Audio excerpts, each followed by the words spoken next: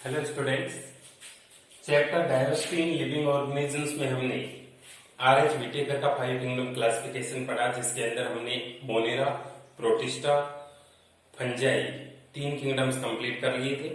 Previous lecture में हमने kingdom Plantae start कर दिया था। किंगडम प्लांटी को बॉडी डिफरेंशिएशन के बेसिस पर 5 अलग अलग डिविजन्स में डिवाइड किया था।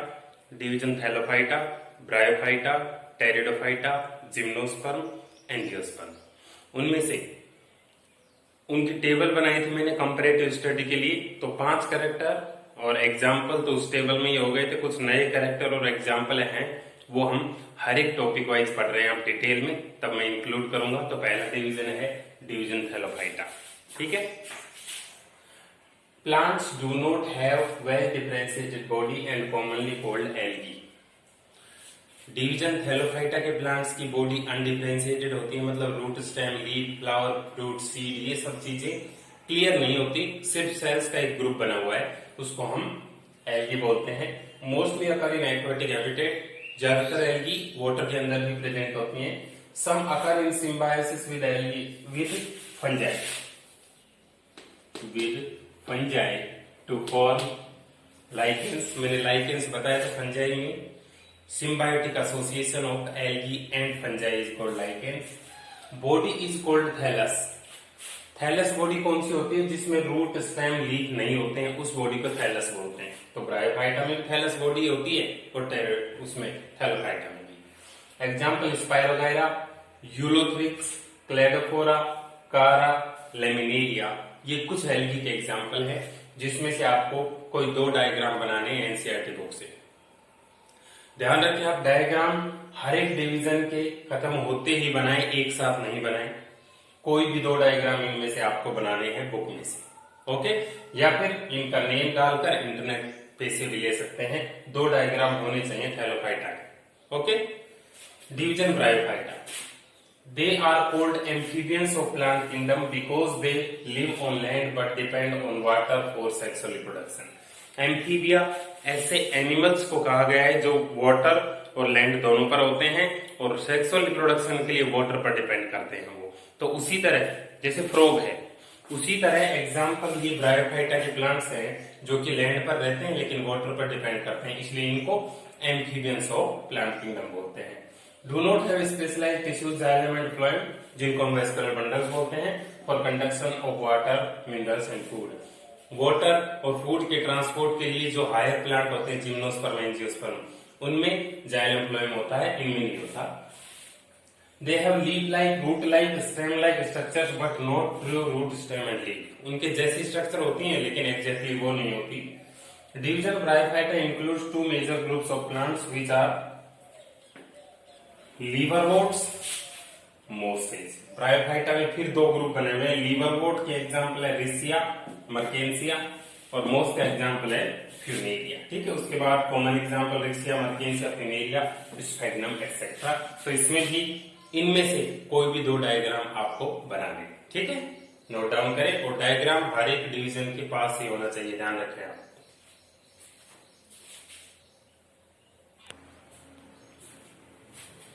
डायग्राम बनाने के बाद नेक्स्ट डिवीजन है टेरिडोफाइटा। टेरिडोफाइटा के आप उन 5 कैरेक्टर्स में देखेंगे तो आपको पता लगेगा। सबसे पहले जाइलम और फ्लोएम इन्हीं प्लांट्स में बने थे।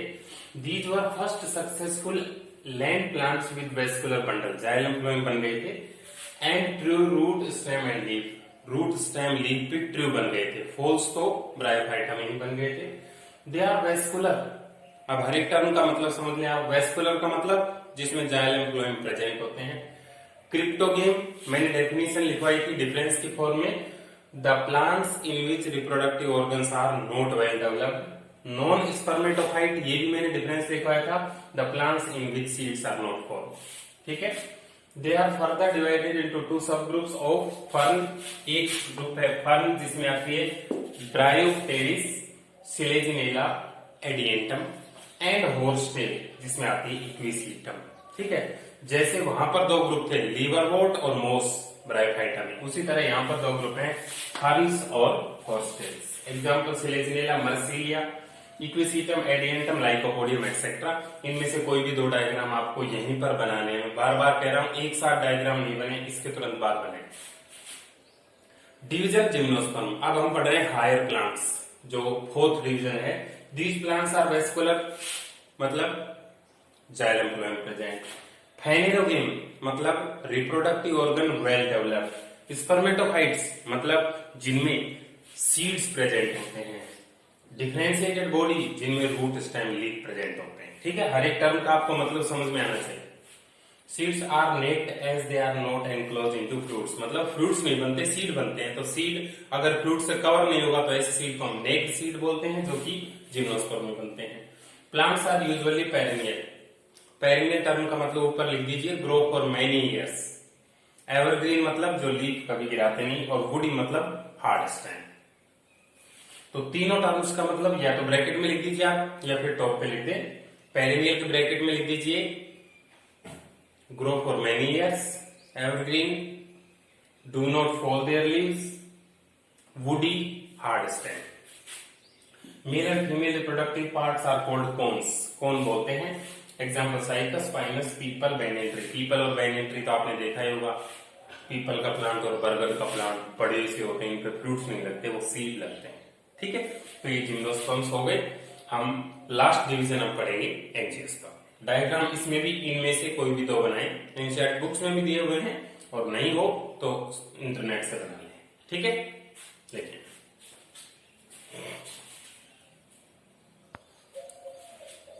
नेक्स्ट डिवीजन है एंजियोस्पर्म। एंजियोस्पर्म्स को कॉमनली हम फ्लावरिंग प्लांट्स बोलते हैं। जितने भी हमारे आसपास फ्लावर बनाने वाले प्लांट है वो एंजियोस्पर्म होते हैं। ठीक है, और फ्लावर इन प्लांट्स में सेक्सुअल रिप्रोडक्शन के लिए बनता है, मतलब गैमेट बनाना, फिर गैमेट को ट्रांसफर करना, फिर फर्टिलाइजेशन से एम्ब्रियो बनाना, ये सब चीजें। Division angiosperm. These are most evolved, सबसे ज्यादा एडवांस प्लांट है of earth. They are vascular, फिर से समझ लीजिए, वेस्कुलर का मतलब xylem phloem present. Phanerogam well developed reproductive organ. Spermatophyte contain seed with well differentiated body, मतलब रूट स्टेम लीफ सब कुछ प्रेजेंट होता है। Seeds are enclosed into fruits and commonly called flowering plants because they produce flowers for sexual reproduction. Seeds fruit के अंदर pack होते हैं और इनको commonly flowering plants बोलते हैं, क्योंकि sexual reproduction के लिए flowers का प्रोडक्शन करते हैं।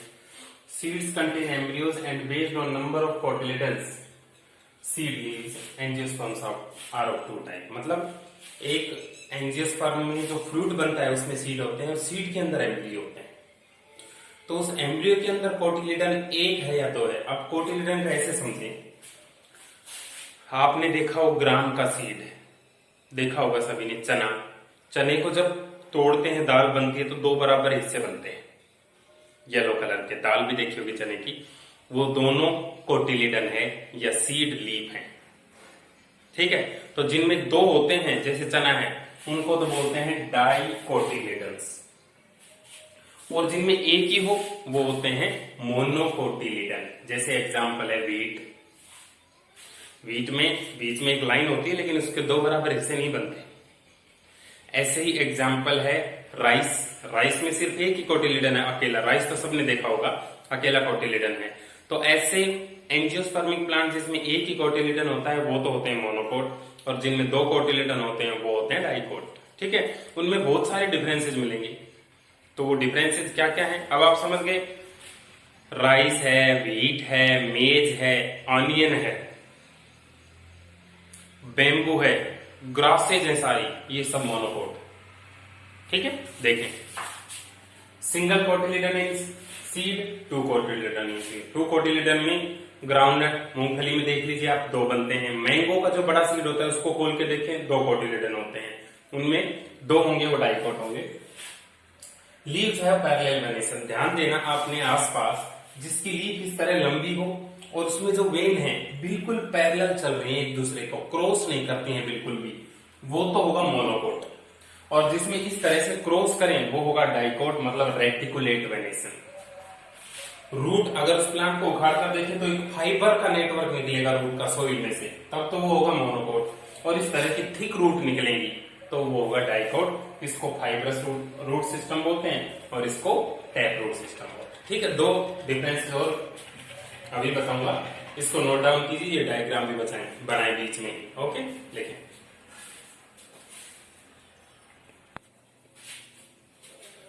फोर्थ डिफरेंस है नॉन वुडी स्टेम, मतलब जितने भी मोनोकोट आपको मैंने बताया, राइस है, व्हीट है, इनमें स्टेम बिल्कुल सॉफ्ट होता है, हार्ड नहीं होता है, वुडी नहीं होता है। इन बाकी जो डाइकोट होते हैं उनमें वुडी होता है, जैसे pea, groundnut, cotton, mustard, brinjal, neem, mango, आपने देखोगे बड़े बड़े प्लांट है, वुडी स्टेम होता है। एग्जाम्पल्स ये हो गए व्हीट, मेज, राइस, ग्रास, बैम्बू, ऑनियन, बाजरा और उनमें वो एग्जाम्पल्स हो गए। ठीक है, तो रूट में भी डिफरेंस मिलेगा। रूट को देखकर भी आप पहचान सकते हैं मोनोकोट डाइकोट, लीफ को देखकर, स्टेम को देखकर या सीड को देखकर। एक प्लांट को एक कैरेक्टर देख लो, उसी से आप बता देंगे कि ये मोनोकोट है या डाइकोट है। ठीक है, तो अपने आसपास जो दो चार प्लांट आपके गार्डन में लगे हुए या अपने आसपास हो उनको देखो जाकर, लीफ को देखकर भी बता सकते हैं, फिर ग्रास हो तो उखाड़ कर देखें, इस तरह का जो फाइबरस रूट सिस्टम है वो भी मिलेगा आपको। तो प्रैक्टिकली उसको ऑब्जर्व करेंगे तो अच्छे से समझ में आ जाएगा आपको। तो ये सारे एंजियोस्पर्म में सारों में फ्लावर आते हैं, ये हो या फिर ये, ठीक है, इसलिए इनको फ्लावरिंग प्लांट्स बोलते हैं। और फ्लावर क्यों बनते हैं? सेक्सुअल रिप्रोडक्शन के लिए। उसके बाद practice questions for return and learning work. आपको ये रिटर्न और लर्निंग वर्क करना है। इसमें से दो तो मैं आपको लिखवा चुका हूं, बाकी के बचे हुए आपको लिखना है। डिफरेंशिएटेड, अनडिफरेंशिएटेड, टेबुलर फॉर्म में लिखेंगे, इनका मतलब क्या होता है और एग्जाम्पल क्या होते हैं। वेस्कुलर, नॉन वेस्कुलर, ये शायद लिखवा दिया है मैंने, इनका मीनिंग क्या होता है और एग्जाम्पल क्या होता है। क्रिप्टोगेम्स, फेनोगेम्स लिखवा दिया है? नहीं, वो वाला नहीं लिखवाया होगा। जो भी है दो लिखवाए मैंने, बाकी आपको लिखने हैं और एग्जाम्पल भी लिखने हैं, लर्न करने हैं। ये रिटर्न वर्क है आज आपका। Spermatophytes, non spermatophytes, angiosperm, gymnosperms, monocots, dicots. इसमें आपको लिखना है टू डिफरेंसेस बिटवीन ईच। दो एग्जाम्पल हर एक के बीच आपको लिखना है, जिससे कि आपका किंगडम प्लांट कंप्लीट हो जाएगा। ये डिफरेंसेस और वो शुरू में जो टेबल बनाई थी वो बहुत इंपॉर्टेंट है। बाकी डायग्राम्स और एग्जाम्पल सबके लर्न करें। 4 किंगडम कंप्लीट हो चुके हैं। नेक्स्ट जो सबसे बड़ा किंगडम हम पढ़ेंगे वो है किंगडम एनिमेलिया। ठीक है, वो हम नेक्स्ट लेक्चर में पढ़ेंगे। ठीक है, तो यहाँ तक अच्छे से रिवाइज करें, एग्जाम्पल्स लर्न करें। समझने का इंटरेस्टिंग है, बहुत सारी चीजें आपको जानने को मिल रही है, तो अच्छे से करें सारा। ये रिटर्न वर्क सभी का होना चाहिए जब आप होमवर्क भेजेंगे। Okay, thank you.